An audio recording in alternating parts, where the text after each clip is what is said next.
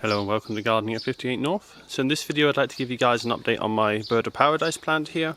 So it's been almost 2 years since my last update, but this update's quite exciting because I've finally got flowers on my plant. This is the best way to sow the leaves. As you can see, it's grown a lot since your last update, but I'll rotate it round so you can see the flower much better. So you can see the flower up there. It's a very long flower stalk. This flower stalk started growing and there wasn't much growth over winter because I have this in a conservatory which gets quite cold. It's been growing slowly for a long time, and then finally it's now middle of May and it's in full bloom. So you can see there the flowers finally opened. So this green spike basically grew up over several months, and then about a month or two ago this little kind of like beak looking part of the plant started coming out, and it sat there horizontal for quite a long time, and then all of a sudden, even though the whole thing was growing so slowly, over the course of a few hours this little thing popped out the top and it looks a bit like a bird. So this is the flower. So there's two flowers at the moment. One popped up and the second one's popped up just the other day, and this is what the flower looks like on the bird of paradise plant. And they are quite long lasting flowers, so although I've had to wait a long time for this to come into flower, I will be able to appreciate it for quite a long time. So I'll update you guys on the plant itself as well. So this plant I originally got, it was almost 4 years ago for my birthday. It was a very tiny plant and I wasn't sure how long it would take to get to full size, but I knew it would take a little while, and it has certainly taken quite a long time. So it's 4 years almost until it's flowering. So I repotted this about 2 years ago. That was my last video update, and it's really enjoyed this bigger pot. It's grown really well. So there's basically two main plants in this pot. You can see there's two kind of basal rosettes that come up, and one of them is flowering up, and it's a slightly larger one, so I'm hoping the second one will start sending up flowers soon as well. Now that both plants are the size that is big enough for flowering, I should expect some regular flowering. So all I've done for care with this over the last 2 years is just water and feed it. It's such a resilient, robust plant.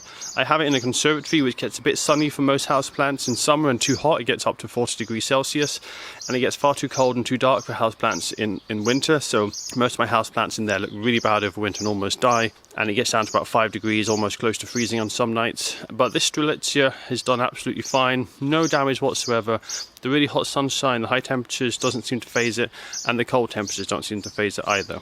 And because I live in North Scotland, we're really far north, so we get very dark winters. This plant gets no direct sunlight for the whole winter because the sun's so low it's behind the houses, so it does absolutely fine. It has got big thick storage roots which can help it store its energy for the winter, and it's also why it's quite drought tolerant as well, so I don't have to worry about watering this too much.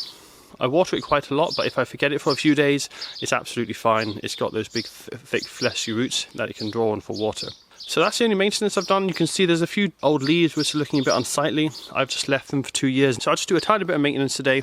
I'll just quickly go in, I'll cut off those old leaves, and I'll just take out that little fern at the bottom that's self-seeded itself.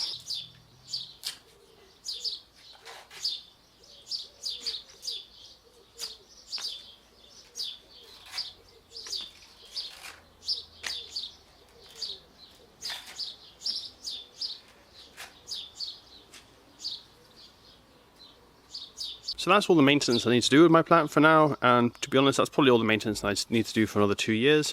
I will cut off the flower spike when it's finished flowering, and hopefully we'll get some more flower spikes soon.